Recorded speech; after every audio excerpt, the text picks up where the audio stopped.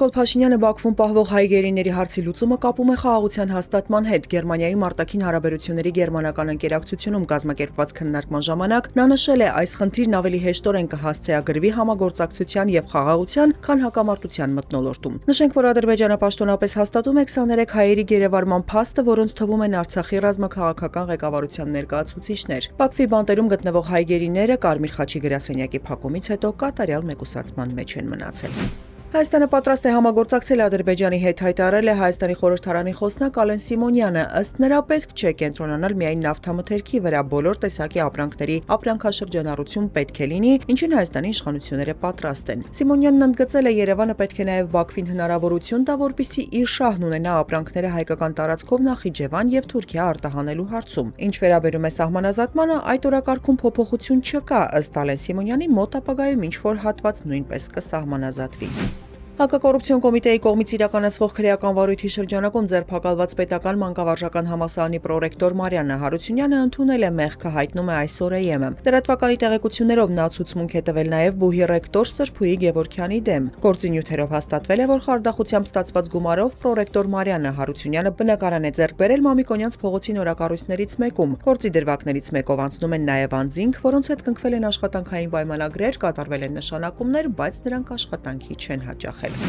Դեկտեմբերի 9-ի խուզարկություններ են կատարվել Արշակ արքեպիսկոպոս Խաչատրյանի քեռու եւ Զարմուհու տներում, հայտնում է փաստաբան Արսեն Բաբայանը։ Գործողությունները նախաքննական մարմինն իրականացրել է Արշակ արքեպիսկոպոսին վերագրվող ինտիմ բնույթի տեսանյութերի հրապարակման առնչությամբ նախաձեռնված քրեական վարույթի շրջանակում։ Փաստաբանը նշում է, փաստացի այս գործով Արշակ Սրբազանը տուժող է, իրենք գործը քննում են այն կանխավարկածով, որ ինչ-որ մեկը խախտել է նրա անձնական կամ ընտանեկան կյանքի գաղտնիությունը։ Միաժամանակ հավելում, հարազատներին դրանում ներքաշելով նպատակ ունեն ճնշել Արշակ Սրբազանին եւ նրա ընտանիքի անդամներին։ Ամենայն Հայոց կաթողիկոսի հեռացումը պահանջած եպիսկոպոսներն անդրադարձել են եպիսկոպոսատ ժողովի հետաձգմանը պատճառաբանությունը չհիմնավորված որակելով։ Տարածված հայտարարությունում նշվում է, թե իրենց կողմից բարձրացված լրջագույն հարցերն այդպես էլ անպատասխան են մնացել։ Եպիսկոպոսների խումբը վերահաստատել է հավատարմությունը Հայաստանի ծառայելական եկեղեցու կարգին ու կանոններին, իսկ հոգևոր եղբայրներին կոչ է արել չտրվել սադրանքներից, զերծ մնալ վիրավորական խոսույթից եւ չթիրախավորել եպիսկոպոսների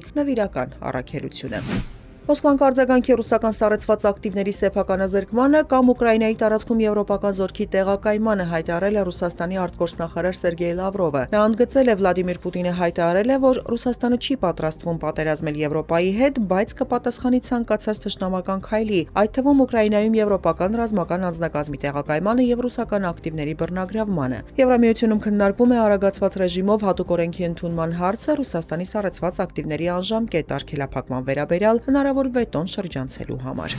Ռուսաստանի Սիզրան քաղաքի նավթավերամշակման գործարանը դադարեցրել է նավթի վերամշակումը դեկտեմբերի 5-ին ուկրաինական անօդաչու թռչող սարքերի հարձակումից հետո։ Ըստ աղբյուրների, անօդաչուները վնասել են նավթի մշակման առանցքային սարքավորում, որն օգոստոսին առաջին հարձակումից հետո 2 շաբաթ նորոգում էր։ Նոր վերանորոգումը կարող է տևել 1 ամիս։ Ուկրաինայի զինված ուժերի գլխավոր շտաբը հաստատել է, որ անօդաչուները հարձակվել են Սիզրանի նավթավերամշակման գործարանի վրա։